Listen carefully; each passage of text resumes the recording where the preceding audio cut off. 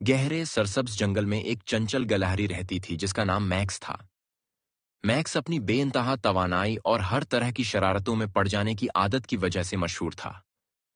एक रोशन सुबह मैक्स खुशी से शाख दर शाख फदकता जा रहा था कि अचानक उसकी नजर एक बड़ी कदीम बल्लूत के दरख्त पर पड़ी जो उसने पहले कभी नहीं देखा था।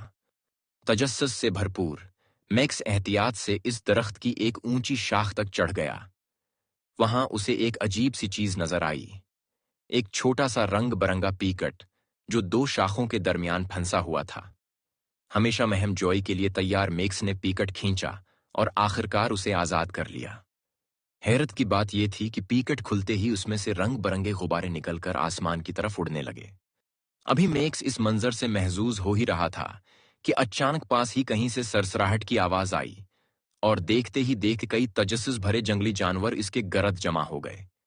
वहां भारी भरकम मगर नर्म दिल वाला रैच ब्रूनो था, चालाक लोमड़ी फरीदा जो लाजवाब कहानियां सुनाने में माहिर थी, और दानशमंद प्राणालो कार्ल जो अपनी शाख पर बैठा समझदारी से सिर हिला रहा था। ब्रूनो ने गर्जदार आवाज में कहा, यह तुमने क्या जबरदस्त चीज ढूंढ ली मैक्स।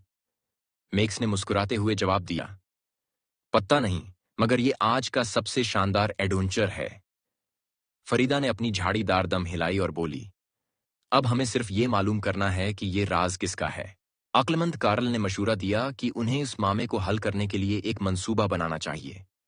बाकी सब जानवरों ने इत्तिफाक किया और मिलकर ये मालूम करने निकले कि ये खुशगवार हैरत किसने भेजी थी।